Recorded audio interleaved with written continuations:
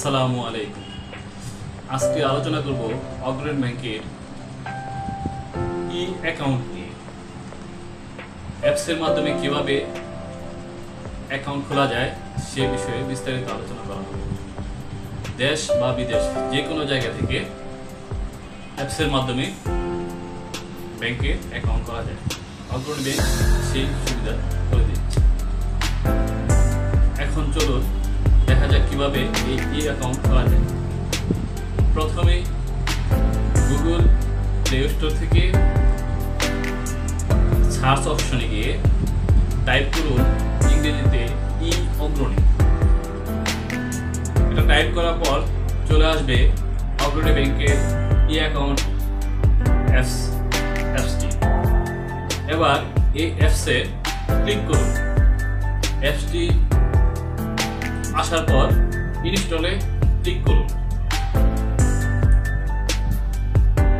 ইনস্টলে click করার পর এরপরে আস্তে একটু সময় নেবে। সময় নিয়ে অ্যাপসটি ইনস্টল হবে। হওয়ার পর যখন ওপেন অপশন চলে আসবে তখন ওপেন বাটনে ক্লিক করুন। এখন অগ্রণী লোগো সহ একটি পেজ চলে এসেছে। এর পরবর্তী নির্দেশনাগুলো পালন করলেই আপনার ই অ্যাকাউন্ট হয়ে যাবে। পরবর্তী নির্দেশনা অনুযায়ী এখন প্রথমে আসছে ভাষা নির্বাচন করুন। আপনি যে ভাষায় অ্যাকাউন্টটি করতে যাচ্ছেন সেই ভাষাটি নির্বাচন করুন। আমি বাংলা ভাষা নির্বাচন করলাম। বাংলা ভাষায় ক্লিক করুন। এখন সেভিংস অ্যাকাউন্ট খোলার জন্য একটা অপশন চলে এসেছে, একটি হিসাব খুলুন। নিচের বাটন আছে, লেখা আছে সেভিংস অ্যাকাউন্ট। সেভিংস অ্যাকাউন্টে ক্লিক করুন। এখন আপনার মোবাইল নাম্বারটি দিন। ব্যাংক থেকে আপনার মোবাইল নাম্বারে অটোমেটিকলি একটি 6 ডিজিটের ওটিপি নাম্বার চলে গিয়েছে। এখন এই ওটিপি নাম্বারটি নির্দিষ্ট জায়গায় বসান। এরপর নিচে পরবর্তী বা নেক্সট অপশন যেখানে আছে সেখানে ক্লিক করুন।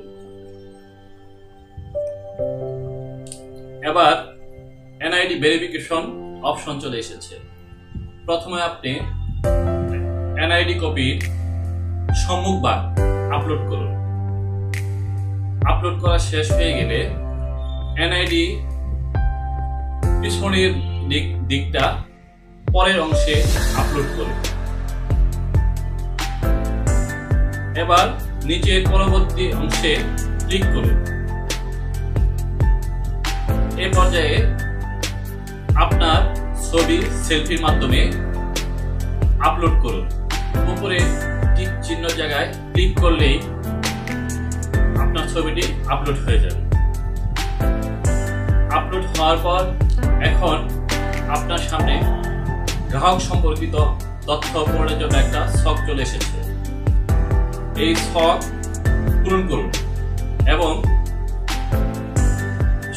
নিচে পরবর্তী অংশে ক্লিক করুন। এবার নমিনি সংক্রান্ত একটি পেজ চলে এসেছে। সেই পেজে নমিনির তথ্য পূরণ করুন এবং নমিনির ছবি আপলোড করুন। আপলোড করে পরবর্তী অংশে ক্লিক করুন। এই পর্যায়ে শাখা সম্পর্কিত একটি পেজ চলে এসেছে। এখন এই আপনি কোন বিভাগে অ্যাকাউন্টটি করতে যাচ্ছেন, কোন শাখায় করতে যাচ্ছেন সেগুলো পূরণ করুন। পূরণ করার পর নিচে দেখেন চেক এবং এটিএম কার্ড দুইটি বক্স দেওয়া আছে। আপনি যদি চেক বা এটিএম কার্ড নিতে চান তাহলে চেক বা এটিএম কার্ডের পাশে যে বাম পাশে যে বক্সটি আছে সেটিকে টিক মার্ক করুন। নিচে দেখুন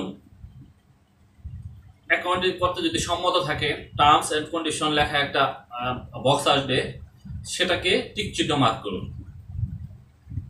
এবার নিশ্চিত হয়ে থাকলে নিশ্চিতকরণের অংশে ক্লিক করুন। আপনার মোবাইলে ক্লিক করার পর আপনার মোবাইলে অটোমেটিক এসএমএস এর মাধ্যমে অ্যাকাউন্ট সম্পর্কে তথ্য চলে যাবে।